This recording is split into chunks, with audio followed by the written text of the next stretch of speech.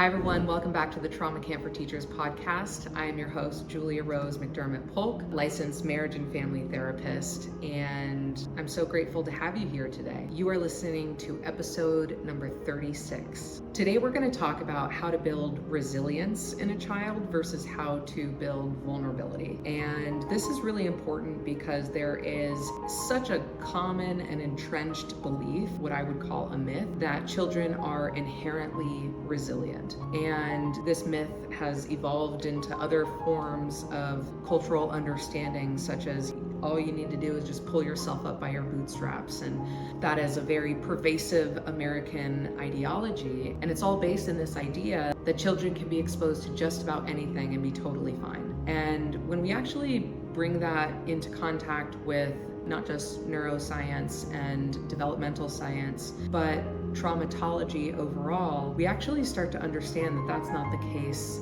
at all. And if we look at this from a logical standpoint, just looking at the state of humanity overall and seeing how many people are suffering, struggling, marginalized, impoverished, unhoused, dealing with addiction, untreated mental health issues, if that idea that people could just pull themselves up and be resilient in the face of anything were true, then it would be true. We would see that play out because no one wakes up and signs up for these kinds of experiences in their lives, right? And so it's really important to not just apply the science, but apply a perspective of logic too. And I started to understand this in my training under Dr. Bruce Perry. He is the leading child traumatologist in the world. He wrote the book recently in the last couple years with Oprah Winfrey, What Happened to You. He developed the neurosequential model of therapeutics in which I'm trained, and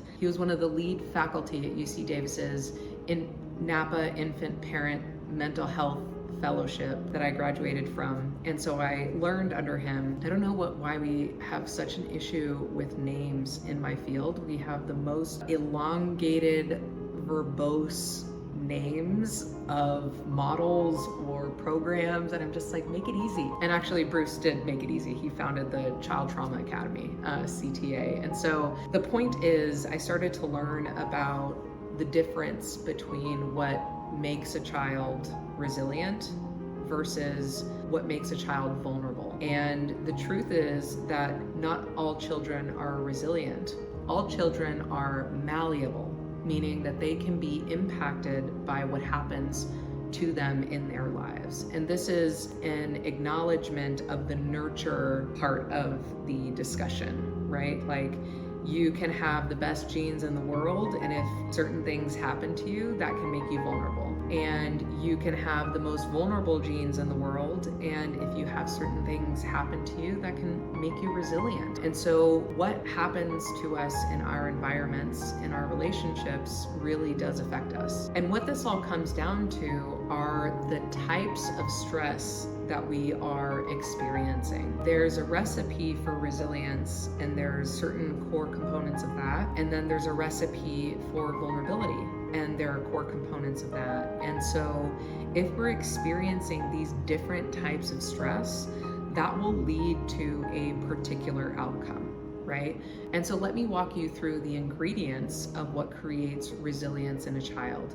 And it's all about the type of stress. And so stress that is predictable, moderate, controlled, and buffered by safe, supportive relationships is going to create resilience in a human being, especially a child. And if you look at all of those types of stress, predictable, meaning I can anticipate the kind of stress that's coming. It's not just thrust upon me or blindsiding me from left and right. It is something I can anticipate and plan for in my operating system in this human being body, right? Moderate stress means it's not too intense. It's not overwhelming. It is right in that area where it might challenge me, but it doesn't send me out of my ability to cope with that stress.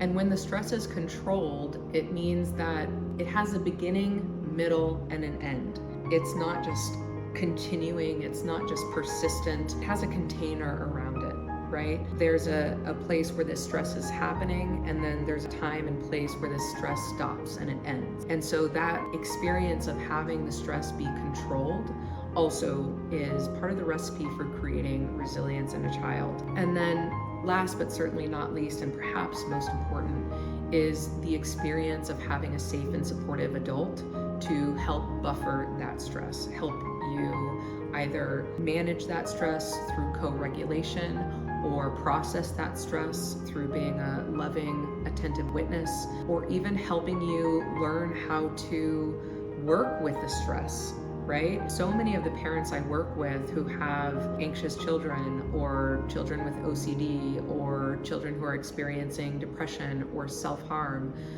their duty as primary adult and caregiver in that child's life is to begin supporting that child in learning new ways of dealing with the stress they're experiencing, right? And so all of this happens when you have safe, supportive adults around you. And so that is the recipe for building resilience in a child. And what I also want to say about that is it's also the recipe for building resilience, period. So if you grew up, and we're going to get to the breakdown, the ingredients for vulnerability, but if you grew up experiencing stress that led you to vulnerability as a child, and maybe you're an adult who has some of that vulnerability as well, the kinds of stress experienced for resilience will also help you move from vulnerable adult to resilient, or if you have a student who you can tell is in a place of vulnerability based on the types of stress they experienced, this recipe will help that child move from vulnerable to resilient. And this is really important to talk about, because sometimes when we talk about these concepts, it can feel like it's fixed, right? I either grew up resilient or I grew up vulnerable, and that's that. And it's just heartbreaking and I'm devastated, and it's not true.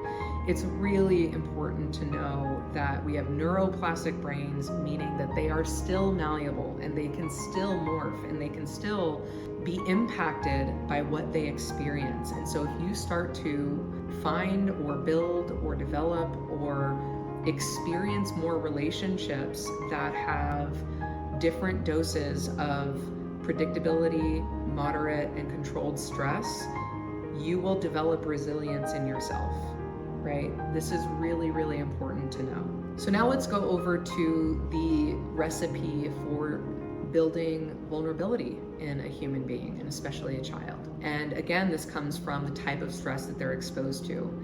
If it is unpredictable, severe, and prolonged, and not buffered by safe and supportive relationships, that is the recipe for vulnerability in a child or adult, right? And so now let's get into how each of these different types of stress lead to vulnerability or develop vulnerability.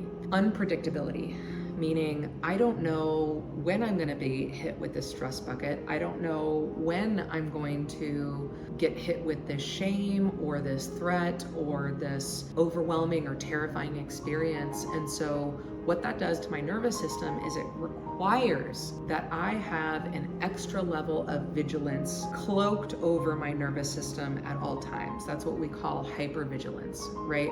I'm constantly having to scan the room or the situation for threat. When there is unpredictable stress, or when there are unpredictable stressors in your life, this is what it does to the body, is it demands this hypervigilant response.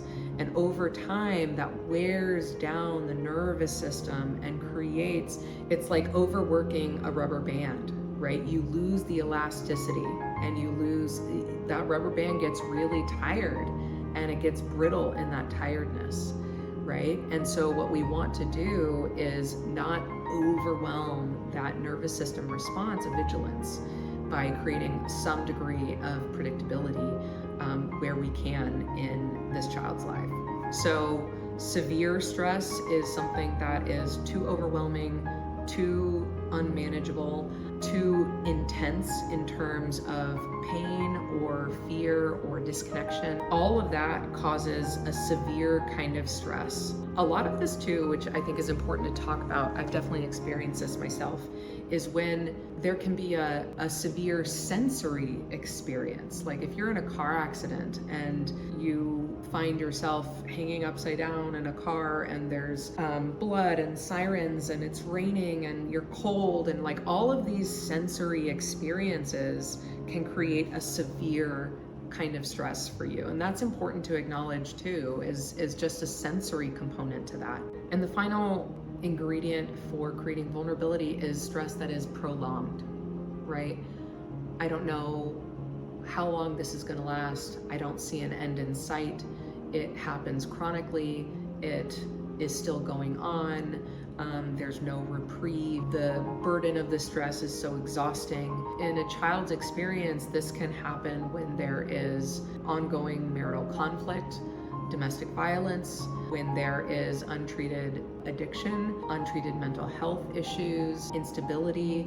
All those are within the family system. And then, of course, there are these chronic, prolonged stressors that are more on a collective level or a societal level. Racism, homophobia, sexism, ableism, war, chronic abuses of human rights. I mean, all of these things are that target not just individuals, but people as a whole, and aren't changing anytime soon or take a really long time to change. Those are creating a sense of vulnerability in that particular population. And so those kinds of prolonged stress really need to be identified, acknowledged, supported, and addressed as much as possible so we can move this vulnerability into a state of resilience. And so those are the ingredients for building resilience or vulnerability. With resilience, you've got stress that is predictable, moderate, controlled, and buffered by safe relationships. And for vulnerability, you've got stress that is unpredictable, severe, prolonged, and without safe and supportive relationships. So I hope understanding all of this helped you debunk that myth that all children are resilient, and really helped entrench this idea that human beings, children especially, are actually malleable. We respond to the different types of stressors in our life, and we are impacted and affected by those different stressors and the types that they are. And so one thing I want you to think about as an educator is taking these broad lenses of resilience or stress. You can start to loosely track your students and whether they're following under either category, right? If you are seeing a student who is really melting down at the drop of a hat, or might be having what we might refer to as an overreaction to a minor infraction, which you don't want to say that to them because that can be minimizing to their experience.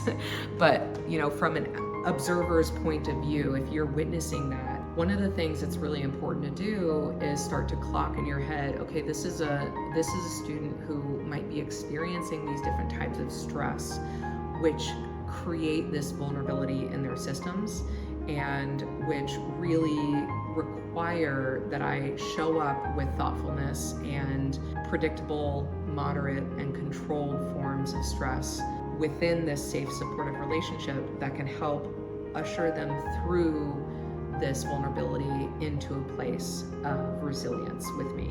So that's it for this episode. Thank you so much for joining me, and I can't wait to see you in our next one. Bye for now.